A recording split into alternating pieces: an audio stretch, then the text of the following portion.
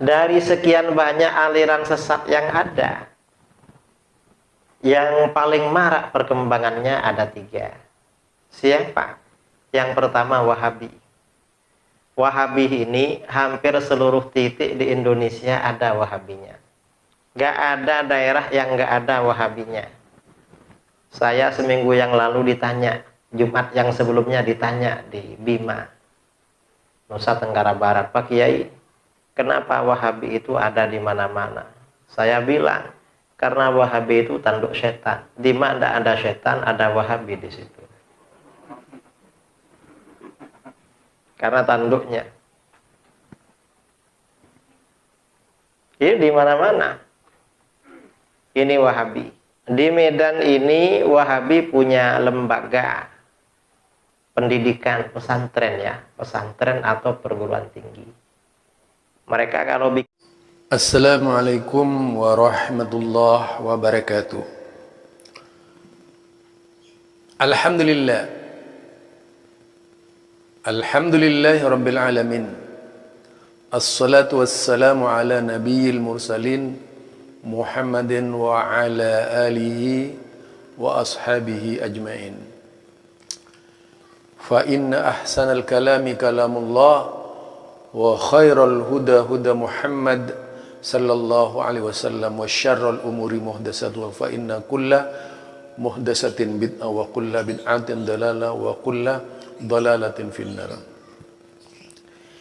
Ini jawaban pada Gus Zakah ya, dan Effendi ya, Effendi Channel. Dia menganggap bahwa Wahabi sebentar-sebentar menyesatkan. Dia mengatakan bahwa pasti finar. Artinya ini apa? Gajah di pelupuk mata tidak kelihatan, semut di seberang lautan begitu jelas dan terang. Karena memang otaknya sudah diprogram, mereka ini otaknya sudah diprogram anti Wahabi. Bayangkan mulai dari pusat sana itu dari pusatnya ya sampai ke ranting-ranting itu dibuat anti. Dulu orang-orang desa yang saya katakan lagi, orang-orang desa yang tidak kenal Wahabi itu bisa kenal Wahabi. Nah, tapi yang ingin saya angkat sekarang, saya tidak ingin berbicara orang-orang desa. Karena memang fitnah itu ada waktunya. Yang ingin saya sampaikan di sini tentang perkataan Idrus Ramli yang erat kaitannya dengan gajah di pelupuk mata tidak kelihatan. Bayangkan gajah ini. Buat Zakah dan Effendi itu senang. Sesat. Maksudnya yang dimaksud menyesatkan itu tadi, suka menyesatkan adalah Wahabi. Padahal dedengkutnya sendiri Idrus Ramli ini rajanya penyesatan. Coba di mana-mana ceramahnya Idrus Ramli ini, Anda dengar baik-baik seluruhnya ya, hampir dari seluruh ceramahnya, episode Idrus Ramli itu penyesatan terhadap Wahabi di seluruh Indonesia. Di seluruh Indonesia, termasuk yang ini saya ambil hanya sebagai sampel saja. Bagaimana dia mengkategorikan aliran sesat, kemudian memasukkan Wahabi itu aliran sesat. Berarti neraka dong juga gitu. Berarti seluruh Wahabi itu masuk neraka semua, kan begitu. Kalau mau menggunakan cara-cara Anda berpikir yang abnormal itu gitu. Saya bisa katakan Anda itu abnormal. Karena apa? Hanya mau mengangkat kejelekan kelompok-kelompok yang dituduh Wahabi. Padahal jeleknya dedengkut Anda itu tadi, Idrus Ramli, bagaimana dia menyesatkan, apalagi kalau dilihat yang lainnya. Kelompok-kelompok Anda yang biasa main di channel itu YouTube, rata-rata apalagi yang namanya YouTube guna itu ya, wow, rajanya penyesatan itu. Apalagi yang namanya petuah kiai, Itu rajanya penyesatan itu. Kelompok sesat, kelompok terlarang, kelompok. Wow, artinya sudah berani menetapkan bahwa Wahabi ini kelompok sesat. Yang benar cuma Asbaja. Lucu ya. Seharusnya ini buat cermin Ustadz Zaka dan Afandi ya. Gus Zaka dan Afandi ini. Biar apa ya? Tidak hanya konsentrasi. Kan saya sudah bilang, Anda itu bukan ilmiah. Dalam kehidupan perjalanan Anda, dari seluruh kelompok Anda itu tidak ada satupun yang bisa disebut ilmiah. Kalau ingin dikatakan ilmiah itu awalnya awalnya itu sejak awal, bukan baru gitu. Sejak dulu gitu sudah itu. Harusnya ilmiah.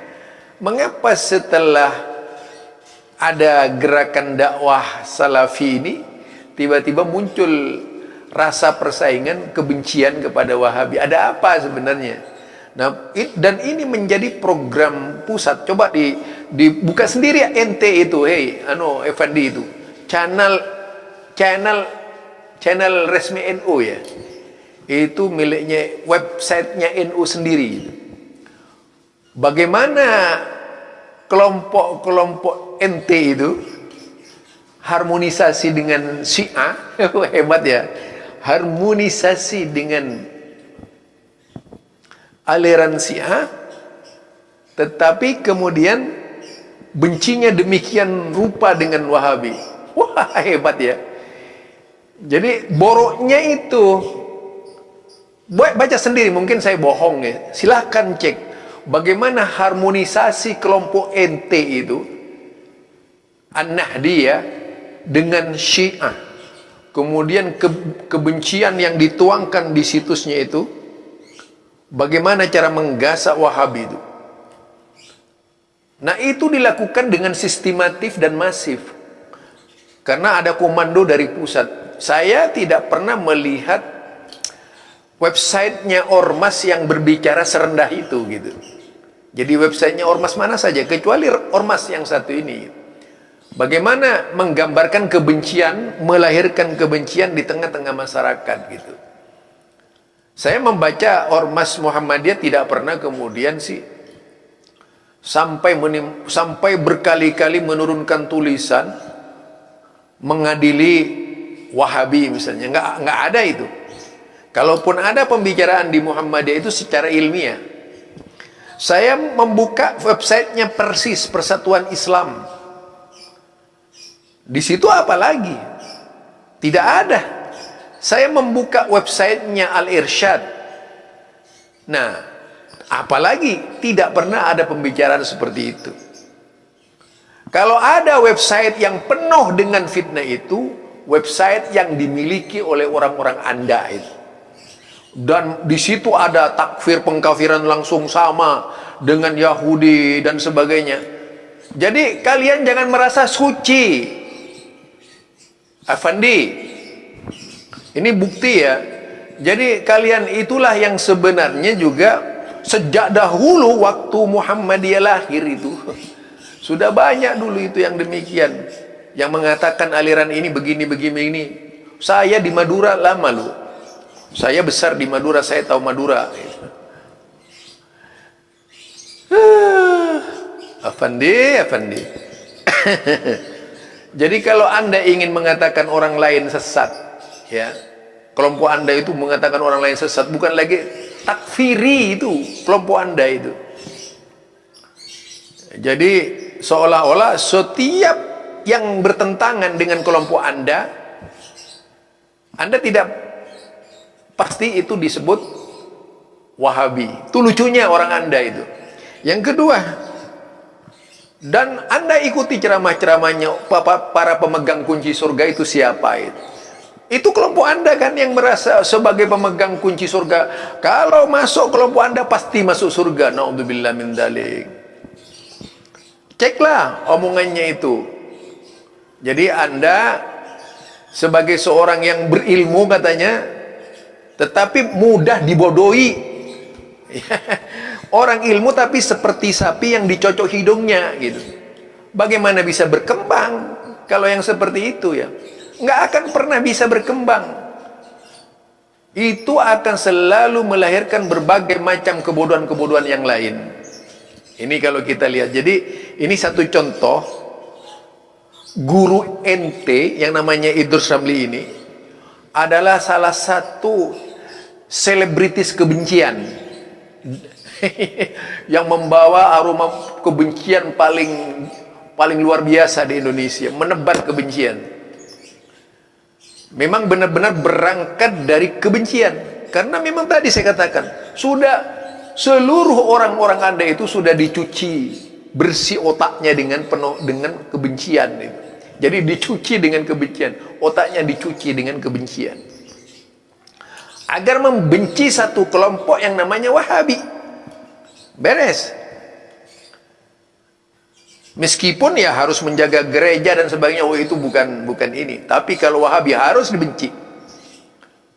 Karena dalam pengertian mereka ditanamkan bahwa Wahabi itu lebih jelek dari Yahudi dan Nasrani. Nah, makanya mereka berteman dengan Nasrani. Bahkan kalau perlu ya menjaga gerejanya. Ada.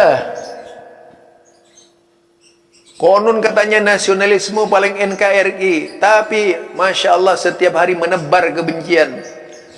Apa sudah tidak ada cara lagi mengumbar kebencian kepada umat itu? Jangan-jangan nanti kalau sudah mati nyebut Wahabi mati gitu. Innalillahi wa inna ilaihi raji'un. Naudzubillah min dzalik. Jadi itu, kalau misalnya kami itu dituduh Wahabi, itu tidak jadi masalah bagi kami. Cuma kasihan dengan kalian itu. Kalian itu terlalu konsentrasi menyalahkan orang tanpa mau koreksi terhadap ucapan-ucapan tokoh-tokoh kalian yang menyesatkan dan mengkafirkan Wahabi. Nah, itu saudara. Ini apa yang saya katakan ya. Jadi sekarang ini kayaknya bukan lagi jangan bicara NKRI dengan saya. Jangan bicara Pancasila di luar kepala saya ini.